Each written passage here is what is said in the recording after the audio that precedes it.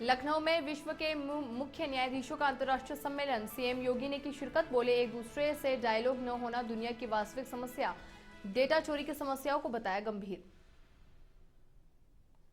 फर्जी बम धमाके की सूचना देने वाला गिरफ्तार। 112 पर झूठी कॉल से रेलवे स्टेशन पर मचा हड़कंप। जीआरपी और पुलिस की जांच में सूचना निकली गलत। बिलारी विधायक का बिना हेलमेट बाइक चलाते वीडियो वायरल। सड़क सुरक्षा माह में विधायक ने नियमों की उड़ाई धज्जियां। पुलिस आमजन को दे रही रोड सेफ्टी की जानकारी। गोरखपुर के गिड़ा क्षेत्र में रिफाइन फैक्ट्री में लगी भीषण आग। भारी नुकसान की आशंका। शॉर्ट सर्किट बताया जा रहा कारण।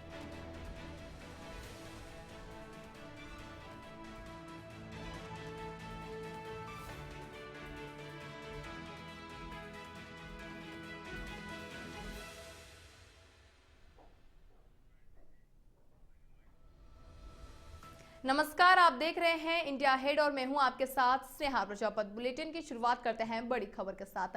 लखनऊ में शुक्रवार को विश्व के मुख्य न्यायाधीशों के 26वें अंतर्राष्ट्रीय सम्मेलन का आयोजन किया गया। इसमें मुख्यमंत्री योगी आदित्यनाथ ने भी हिस्सा लिया। कार्यक्रम की शुरुआत में बच्चों ने अपनी प्रस्तुतियों से लोगों का मन मोह लिया। इस मौके पर सीएम योगी आदित्यनाथ ने कहा कि भारत हजारों वर्षों से दुनिया को एक परिवार मानता रहा है। हमें यह नहीं भूलना चाहिए कि दुनिया की वास्तविक समस्या एक दूसरे के साथ डायलॉग को बाधित करना है। यह सम्मेलन एक दूसरे के साथ डायलॉग साधना है। और कुछ समय पहले यूएन ने दुनिया के सामने 16 गोल रखे थे, उसमें शिक्षा सबसे महत्वपूर्ण है। उन्होंने कहा कि शिक्षा में इस बात का ध्यान रखना है कि बच्चे बस्ते के बोझ से बोझिल न हो। दुनिया में जहां अशांति और अराजकता है, जहां वर्चस्व को लेकर एक दूसरे की संप्रभुता को हड़पने की होड़ है, वहां पर शिक्षा, विकास, स्वास्थ्य की बात अपने आप में एक बेमानी सी दिखती है।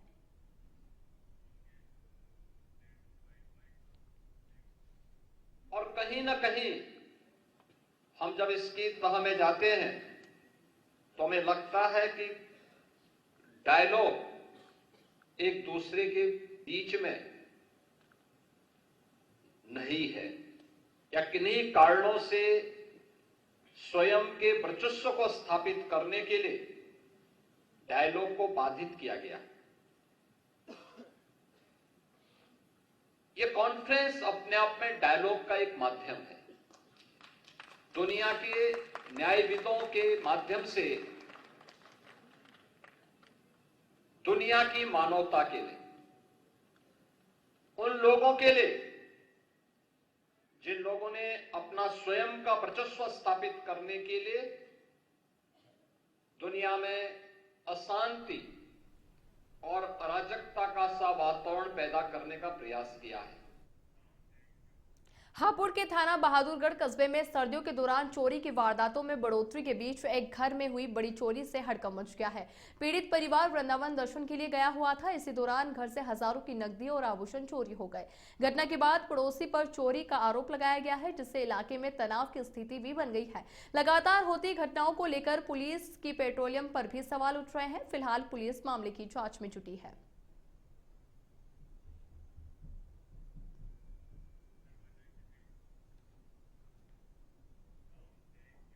खबरों में आगे बढ़ते हैं। जालौर में नगर पालिका द्वारा लाखों रुपए की लागत से बनाए जा रहे निर्माणाधीन नाले में बड़ा भ्रष्टाचार उजागर हुआ है, जहां घटिया निर्माण सामग्री के कारण नाले की दीवार बनते ही कुछ घंटों में ध्वस्त हो गई।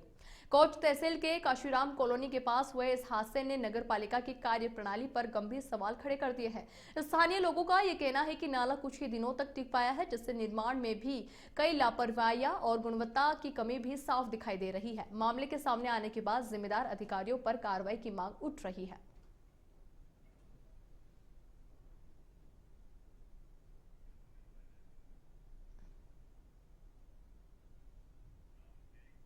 वहीं सीतापुर में रेलवे स्टेशन पर बम धमाके होने की झूठी सूचना देने के मामले में पुलिस ने मिर्दही टोला निवासी अमानुल्लाह को गिरफ्तार कर लिया है। उसने बुधवार को 112 नंबर पर कॉल करके धमाके की फर्जी खबर दी थी, जिसके बाद पुलिस और जीआरपी ने स्टेशन पर सघन तलाशी की, लेकिन सूचना गलत निकली। जांच में पता चला है कि अमानुल्लाह पहले भी कई बार ऐसे झूठी कॉल कर चुका है। पुलिस और जीआरपी ने संबंधित धाराओं में केस दर्ज कर उसे जेल भेज दिया है और चेतावनी दी है कि आपातकालीन सेवाओं का दुरुपयोग करने वालों पर कड़ी से कड़ी कार्रवाई की जाएगी।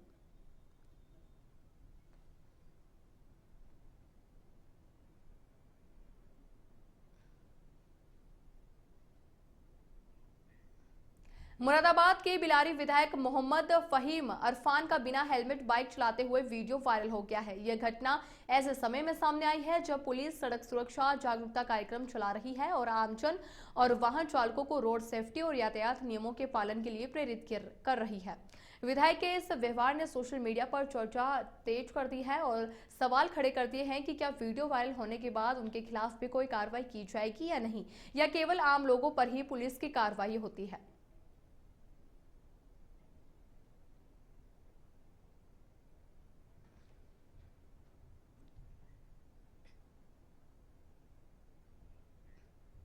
खबर मथुरा के वृंदावन कोतवाली क्षेत्र से है, जहां प्रेम मंदिर के पास एक दर्दनाक हादसा हो गया, जिसमें पलवल की रहने वाली कृष्णा अपनी बेटी प्राची और रिश्तेदार की बेटी राजबाला के साथ गंभीर रूप से घायल हो गई है।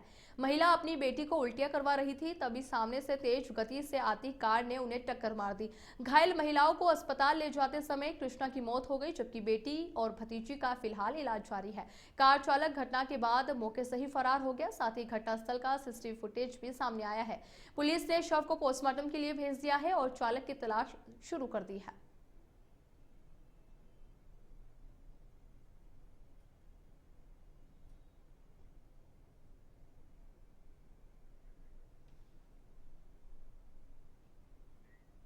वहीं मथुरा के तहसील छाता के गांव व कमई स्थित राजकीय आयुर्वेदिक चिकित्सालय में मरीजों का इलाज मरीजों के भरोसे चल रहा है। जानकारी के अनुसार चिकित्सालय में डॉक्टर गोपाल सिंह महीने में 1 से 2 बार ही आते हैं और अधिकांश समय अपने घर रहते हैं। इसके चलते फार्मासिस्ट राकेश कुमार ही नब्ज देखकर सभी बीमारियों का इलाज कर रहा है, जिससे मरीजों के जीवन के साथ खिलवाड़ हो रहा है। ग्रामीण और मरीज सवाल उठा रहे हैं कि आखिर ऐसे लापरवाह फार्मासिस्ट और डॉक्टर के खिलाफ कब कार्रवाई की जाएगी और चिकित्सालय में मरीजों की सुरक्षा कब सुनिश्चित की जाएगी।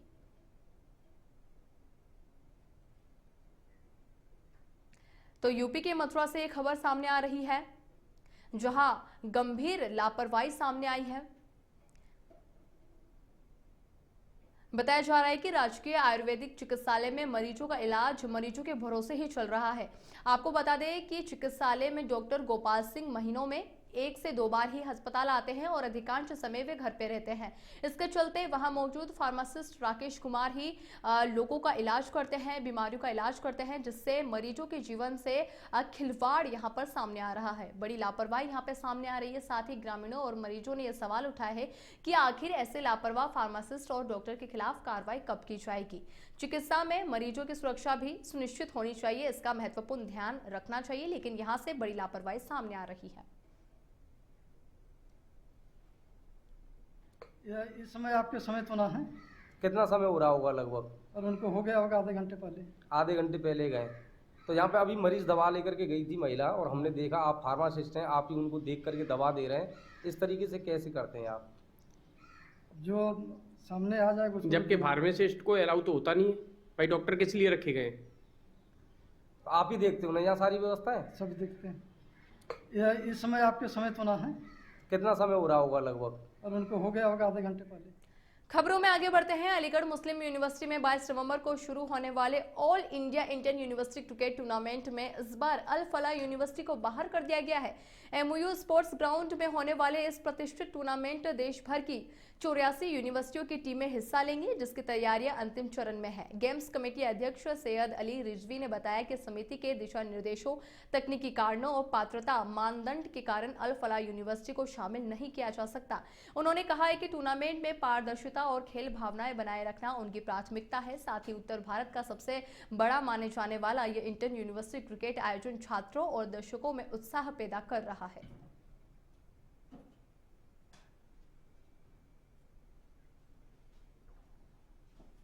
ये एएमयू में हम 2 जोन यूनिवर्सिटी करा रहे हैं। ये 22 नवंबर से शुरू होगी और 4 दिसंबर तक चलेगी। इसमें तकरीबन 84 टीम्स खेलेंगी। उनको हमने फिक्सचर 84 टीम्स का डाल दिया है और इनॉग्रेशन इसका 22 नवंबर को क्रिकेट पवेलियन पे होगा तकरीबन 9:30 बजे। कौन तो पर्सनालिटीज में आ रही है? जो इनॉग्रेशन है उसको तो हमारी वाइस चांसलर जो मैडम है वो इनॉग्रेट करेंगी, वो चीफ गेस्ट हैं। समापन के लिए अभी टेंटेटिव नाम है हमारे पास राजीव शुक्ला जी का, जो उपाध्यक्ष हैं बीसीसीआई के और राज्यसभा मेंबर भी हैं, अभी उनका कंफर्मेशन आना बाकी है, तो अभी टाइम भी है समापन का, तो उम्मीद है उनका कंफर्मेशन आ जाएगा तो वो उसमें चीफ गेस्ट। गोरखपुर में बुधवार रात बैंक रोड स्थित एक कोचिंग सेंटर के बाहर 11वीं के छात्र के अपहरण से सनसनी फैल गई, जब दो युवकों ने उसे बहलाकर कार में बिठाया और एक लड़की से बातचीत को लेकर कार में ही मारपीट शुरू कर दी। छात्र के शोर मचाने और किसी द्वारा पुलिस को सूचना देने पर पूरे शहर में नाकाबंदी कर दी गई। एसपी सिटी अभिनव त्यागी और सीओ कैंट योगेंद्र सिंह की अगुवाई में पुलिस ने पीछा किया और रेलवे स्टेशन के पास संदिग्ध कार दिखी, लेकिन दबाव बढ़ते ही आरोपी बिछुआ पीएससी गेट के पास कार छोड़कर अंधेरे में फरार हो गया। हालांकि कार में छात्र सुरक्षित मिली। वहीं पुलिस ने 2 संदिग्धों को भी हिरासत में लिया है और कार महाराजगंज की पाई गई है। जांच में खुलासा हुआ है कि वारदात प्रेम प्रसंग और ईर्ष्या के कारण की गई थी। एसपी सिटी ने बताया कि छात्र सुरक्षित है और बाकी आरोपियों की तलाश जारी कर दी गई है।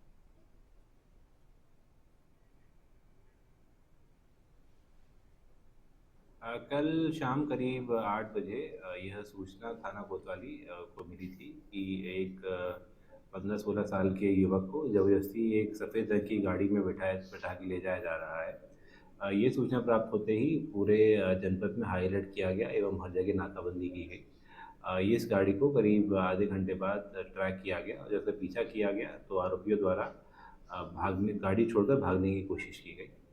इसी क्रम में जो गाड़ी थी वो जब्त कर लिया गया है, जो पीड़ित था उसको सकुशल बरामद कर दिया गया है एवं 2 लोगों को हिरासत में लेके पूछताछ की जा रही है।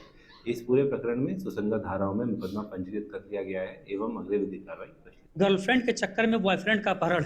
जी हाँ, हम बात कर रहे हैं गोरखपुर के कोतवाली थाना क्षेत्र स्थित बैंक रोड के पास एक इंस्टीट्यूट की, जहाँ पे एक लड़के का अपहरण कर लिया गया और वो लड़का मात्र 11वीं में पढ़ता था। अपहरण करने वाला कोई और नहीं, उस लड़की का एक्स बॉयफ्रेंड अपने दोस्तों के साथ उस लड़के का अपहरण कर लिया और गाड़ी में मारपीट करने लगा उसके साथ। ये देखते हुए कुछ लड़कों ने पुलिस को सूचना दी और पुलिस ने पूरे गोरखपुर में नाकेबंदी शुरू कर दी।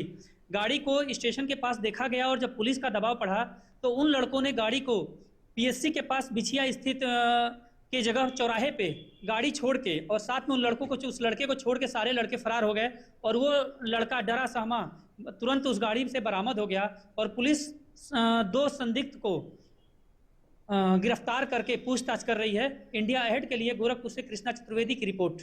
हैदराबाद के मझूला थाना क्षेत्र के मानसरोवर कॉलोनी में एक निर्यातक के घर में लूट की वारदात घटी। समाजवादी पार्टी की विधायक की कोठी के बराबर बनी दूसरी कोठी में हुई इस लूट में आरोपी ने कोठी में तैनात गार्ड से भी मारपीट की है। सूचना मिलते ही पुलिस मौके पर पहुंची और फोरेंसिक टीम और डॉग स्क्वाड के साथ निरीक्षण किया गया है। घटना के बाद मुरादाबाद पुलिस ने जांच के लिए विशेष टीम का गठन किया है। असमोली विधायक पिंकी यादव ने भी उत्तर प्रदेश की कानून व्यवस्था पर सवाल उठाए हैं।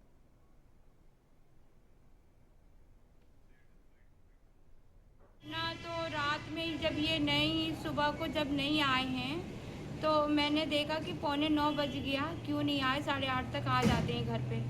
तो मैंने अपने बेटे के पास फ़ोन किया और फ़ोन करने के बाद पता चला कि बेटा गया दौड़ के और देखा कि गेट बंद है, खोल नहीं रहे। पापा की साइकिल यहीं खड़ी है और पापा कुछ बोल ही नहीं रहे हैं। तो उन्होंने मुझे फ़ोन करा, मैं भी दौड़ के आई, पास पड़ोस के लोग भी आए, दिन का गार्ड भी आके खड़ा हो गया।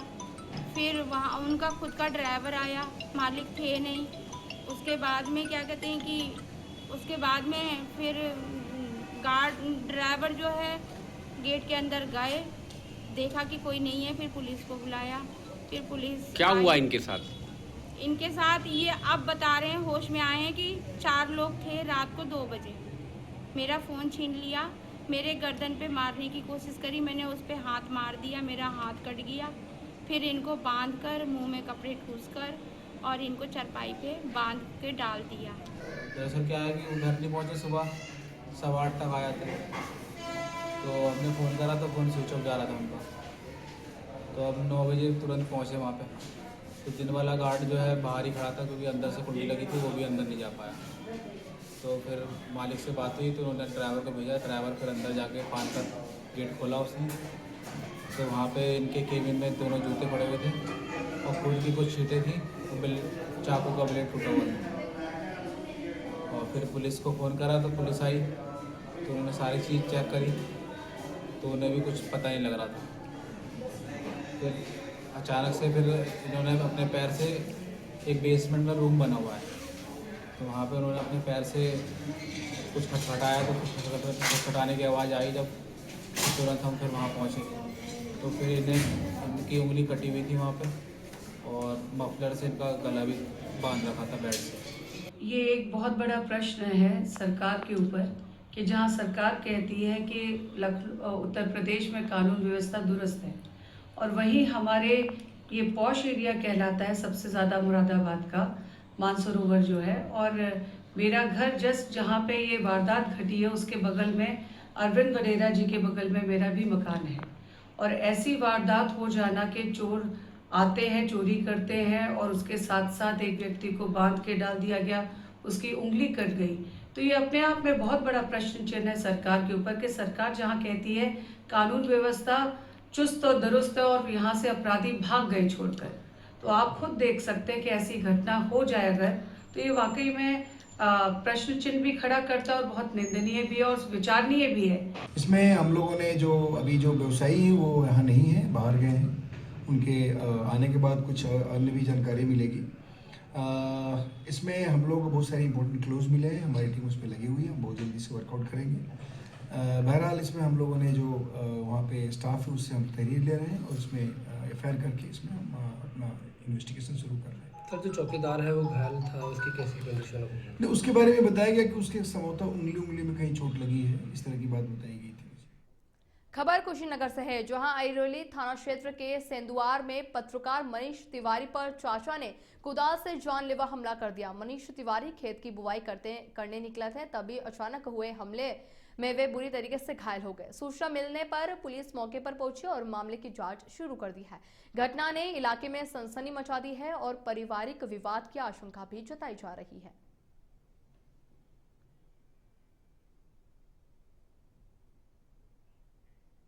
खबरों में आगे बढ़ते हैं। गोरखपुर के गीडा क्षेत्र के एक ब्राउन ऑयल फैक्ट्री में भीषण आग लग गई। आग लगने की सूचना मिलते ही दमकल की गाड़ियां मौके पर पहुंची और आग बुझाने का प्रयास शुरू कर दिया गया। आग लगने का कारण शॉर्ट सर्किट बताया जा रहा है।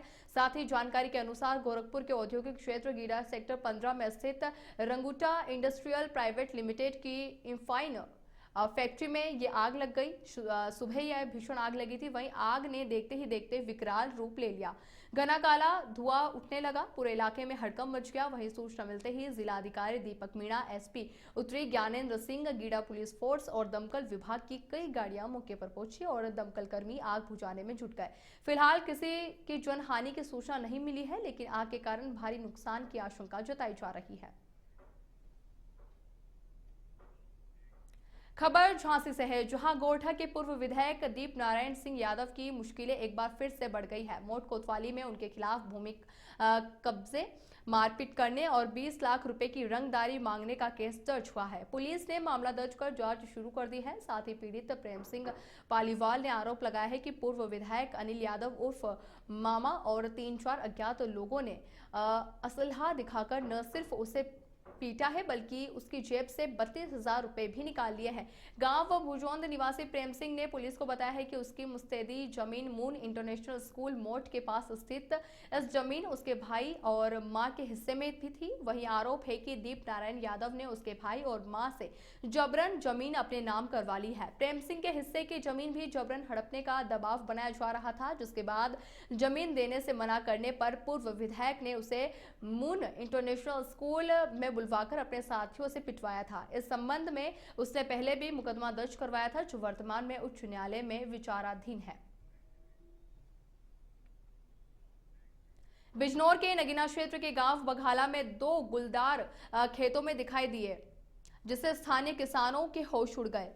घटना के दौरान किसान ने गुलदारों की वीडियो बनाई है, जो अब सोशल मीडिया पर वायरल हो रही है। ये वीडियो दिखाती है कि गुलदार सीधे आबादी और खेती के क्षेत्रों में दौड़ते हुए किस कदर खतरा पैदा कर रहे हैं। इससे इलाके में ग्रामीणों में डर का माहौल बन गया है और वन विभाग से सुरक्षा के कदम उठाने की मांग की जा रही है। खबरों में आगे बढ़ते हैं। खबर बागपत के बड़ौद से है, जहां जाट कॉलोनी में आयोजित सांसद खेल महोत्सव दिल्ली सरकार के कैबिनेट मंत्री प्रवेश साहिब वर्मा पहुंचे और खिलाड़ियों को सम्मानित किया गया। इस दौरान उन्होंने कहा कि जो मुद्दे दिल्ली पर पिछले 11 साल में नहीं सुलझ पाए हैं उन्हें वे 9 महीने में यमुना के विकास के लिए सुलझाएंगे। वर्मा ने दावा किया है कि अगले 3 साल में यमुना पूरी तरीके से साफ हो जाएगी और दिल्ली सरकार ने इसके लिए 4000 करोड़ रुपए के टेंडर जारी किए हैं। उन्होंने 11 साल की नाकामी की ओर इशारा करते हुए विकास के महत्व पर जोर दिया है।